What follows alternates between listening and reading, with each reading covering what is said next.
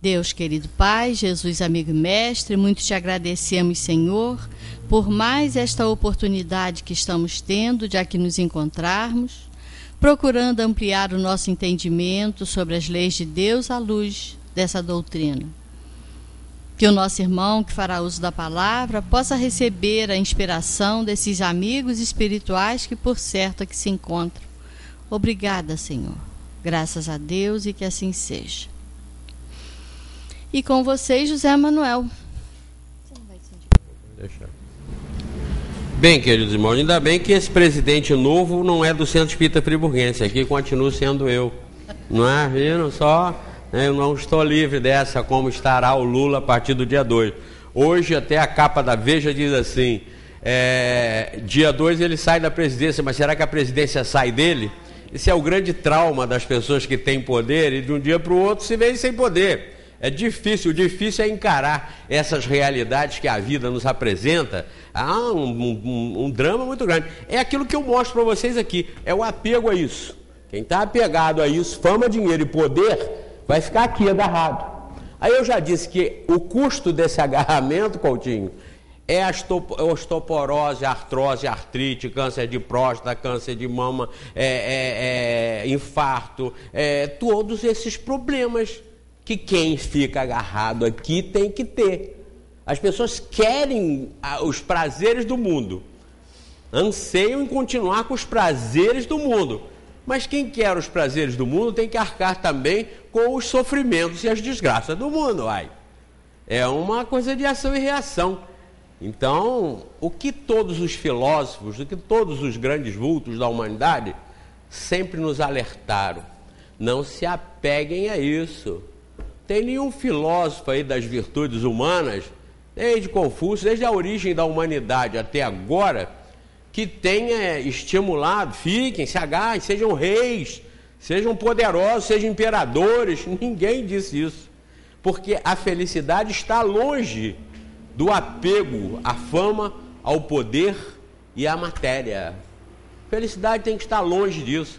Porque quanto maior a proximidade com a matéria, maiores são as influências dessa matéria, do sensor material, que é bruto e doloroso, sobre a alma, que fica dependente, que fica agregada a esse processo doloroso da matéria, esse processo desgastante, deteriorante da matéria.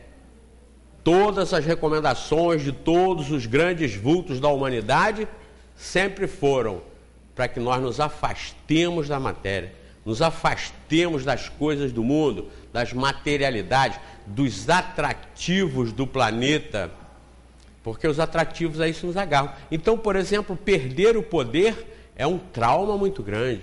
É um trauma muito grande. Até o presidente de clube, de escola de samba, quando sai, já não é mais o mesmo. No dia seguinte já não está mais olhado do mesmo jeito. Rei morto, rei posto, o rei fora, outro rei dentro. Então, são coisas pelas quais os poderosos passam. Nós também, às vezes, não queremos ser poderosos. Pois é, o poder tem esse outro lado, tem essa contrapartida. E depois, quando a sequência não é como o poderoso que saiu gostaria que fosse, é outro trauma, é outro drama, é outro sofrimento. Então, o mundo é um mundo de provas e expiações. O mundo é um mundo de sofrimento. Isto porque este mundo é um mundo ainda muito material. É um mundo ainda onde nós nos apegamos muito pelas nossas inferioridades. Por que é que nós ficamos com inveja, às vezes, dos outros? Porque os outros estão se destacando por fora, no exterior, na casa, na pintura da casa, no aumento da casa, no carro novo, reluzente, nisso e naquilo, mais do que a gente. Então a gente fica de cá com um olho desse tamanho para fazer uma medida daquilo que está acima de nós. E a gente sofre por isso. Os causadores dos nossos sofrimentos somos sempre nós mesmos. É a maneira de nós encararmos os fatos, e não os fatos em si. O problema existe. A maneira de passar por ele, de encará-lo, é que muda de pessoa para pessoa. E aí muda de acordo com a cultura, de acordo com a sabedoria, de acordo com o aprendizado, de acordo com o autoconhecimento, de acordo com o autocontrole que as pessoas têm. Nós sofremos muito por falta falta de autoconhecimento. A gente tem que se conhecer melhor e se treinar a suportar a maior parte das coisas que a gente às vezes não suporta. A gente às vezes explode com elas. Eu estava parado esses dias ali perto da Líder, na esquina ali com o carro, parei no carro numa vaga. E aí veio uma outra pessoa com o carro, parou do meu lado assim, mais na frente um pouco. Aí veio um outro com a van, minutos depois, e ia entrar. Quando ele ia entrar, o carro parou assim na fila dupla, atrapalhou um pouco, não muito, até porque deu para o carro passar, atrapalhou um pouco. Aí o cara buzinou, o da van, buzinou e falou uma opção de bobagem. E aí o rapaz chegou um pouco mais para frente, abriu um pouco mais, dava até para ele passar, mas aí ele passou, mas não se conteve em passar, parou do lado, abriu, baixou o vidro e falou uma opção de bobagem para o cara que estava no carro com a namorada, ou a noiva, lá alguém, né? Aí pronto, o cara que estava lá no carro gritou para ele parar ali na frente, que ele ia lá acertar ele. Aí o cara saiu, mas não parou, conforme o outro tinha falado, mas o outro saiu atrás. Como ali não dá para um passar o outro, foi um na frente e o outro atrás. Um querendo pegar o outro e o outro não querendo parar para complicar mais. Não sei o que aconteceu, porque foram ali para o lado do cemitério, veja bem, até um lugar próprio, foram para o lado do cemitério. Mas vejam, duas pessoas às vezes se agridem, se matam, sem nunca terem se visto. Nunca tiveram contato, nunca conviveram, nunca um fez nada com o outro, não se conhecem. E ali na frente, 2 minutos depois, um pode matar o outro. O cara pode ser morto ou matar uma pessoa que ele nunca viu na vida, pela primeira vez. Agora, por quê? Porque não dava para passar, ou dava para passar, mas o outro chegou, falou, o outro não aceitou. Então, vejam, problemas simples que são levados à gravidade de aceitação, de entendimento ou de reação, e que resultam na morte. Então, vejam, se a gente se autoconhece, se controla. Por exemplo, eu particularmente, eu resolvi um problema que eu tinha, que me enfesava muito. Quando eu ia subindo ou descendo na vaga do estacionamento, vinha um outro carro. Às vezes se encontra no meio, eu falava, bom, ele vai subir. Aí ele pensava assim, não, ele vai descer. Aí eu ficava, não, ele vai subir, aí ele vai descer. Isso dá um conflito. Quem é que dá passagem para quem? Sabe como é que eu resolvi? Cheguei à conclusão de eu ter resolvido assim, o outro sempre tem preferência. Eu sempre dou a preferência para o outro. Se eu estou quase chegando em cima e vir alguém descendo, eu paro e desço. A pessoa pisca a farol, não, mas eu paro e desço. Acabei com o problema. Eu não tenho mais esse tipo de problema. Eu não disputo preferência com ninguém. Eu dou a preferência. Se tem uma vaga, eu vou entrar na vaga e vem um outro atrás e entra, eu vou embora. Preferência foi dele. Então eu me convenci disso. Sou bobo? Não. Eu evito problemas. Eu acho que isso é uma arte, a gente ir aprendendo e fazendo isso. Já me aborreci muito com isso. Nunca cheguei a brigar, porque eu com 1,50 m, se eu for brigar com alguém vai me bater. Mas imagina, se eu enfesado tivesse 2 metros de altura.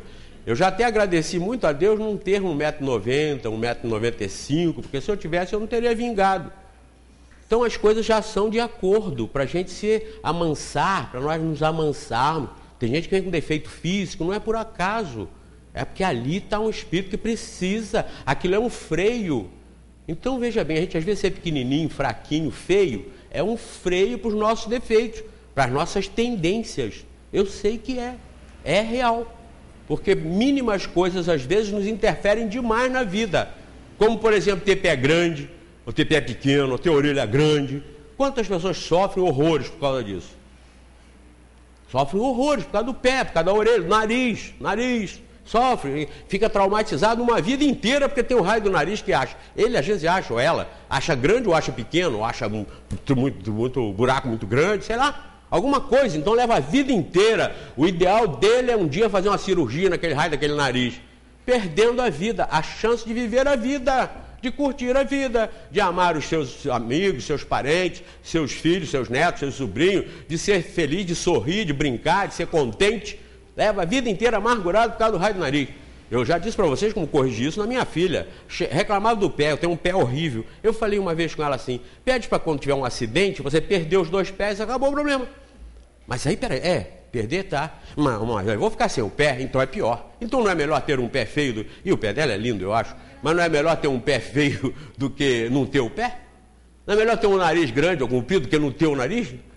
Ora, então nós não podemos ficar nos perdendo nessas miudezas, nessas bobagens, e não querer também fazer de nós o Todo-Poderoso, que foi o tema do nosso início, o poder, a perda do poder. Nós temos que eliminar poder na gente. Nós temos que ser poderosos contra nossos defeitos, que é muito difícil. É muito difícil você perdoar, é muito difícil. Pois então, seja poderoso contra isso. Seja poderoso contra a dificuldade que você tem de perdoar, que você tem de tolerar, de dar preferência, de dar o lugar. Seja poderoso contra si próprio. É isso que nós temos que fazer. Esse é o mistério e a arte da vida. Se conhecer e se educar, se autoeducar. Porque não precisa você ficar ouvindo aí fora, ou lendo aí fora o que você tem que fazer. Você sabe o que tem que fazer. Então, essa artimanha da vida é muito importante. E os espíritos nos ensinam isso. Eles têm uma capacidade enorme e uma moral enorme de nos ensinar isso, porque eles estão do outro lado, eles sabem, eles conhecem o nosso futuro, eles conhecem o que acontece para frente segundo as nossas obras. Então, todos eles também vêm dar essa receita.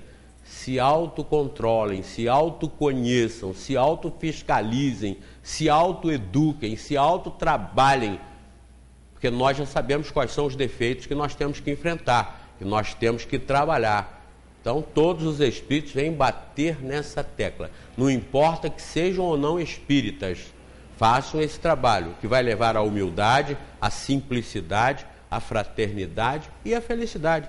Não existe felicidade sem humildade e simplicidade. Humildade e simplicidade é como feijoada, sem feijão ou com feijão. Não existe feijoada sem feijão. Não existe felicidade sem humildade e sem simplicidade. Quem não é simples, quem não é humilde, nunca vai ser feliz. Não vai conseguir felicidade enquanto não assumir um processo de humildade e de simplicidade. Que aí nós não nos incomodamos, inclusive com o exterior. Nós passamos a nos incomodar com o interior e a fazer o nosso papel da melhor forma possível.